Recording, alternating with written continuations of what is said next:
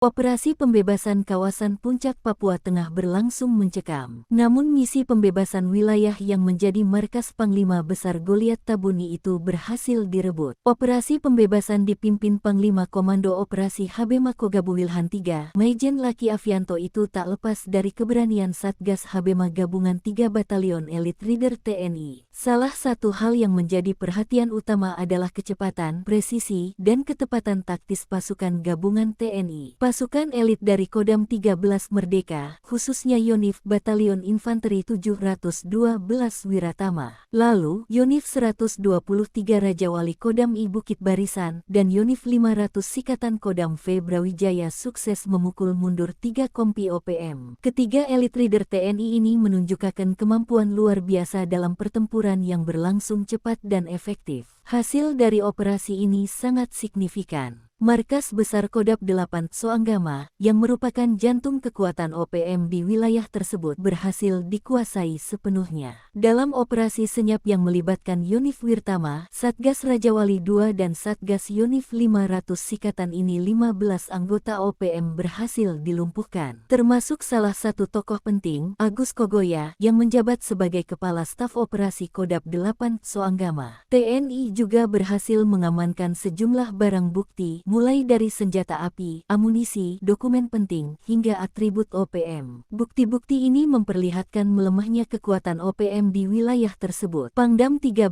Merdeka, Maijen TNI Suhardi, menyampaikan rasa bangga atas keberhasilan yang dicapai. Ia menekankan bahwa keberhasilan di Soanggama bukan hanya sekadar kemenangan militer, tetapi juga kemenangan kemanusiaan. Ia juga menekankan bahwa kemenangan militer harus diimbangi dengan pendekatan humanis agar TNI benar-benar menjadi pelindung rakyat. Suhardi memberikan pesan untuk tetap waspada dan siaga. Kini, langit Soanggama kembali tenang. Kedamaian ini, kata Suhardi, hasil dari pasukan Wiratama, Sikatan, dan Raja Wali yang berjuang tanpa pamrih.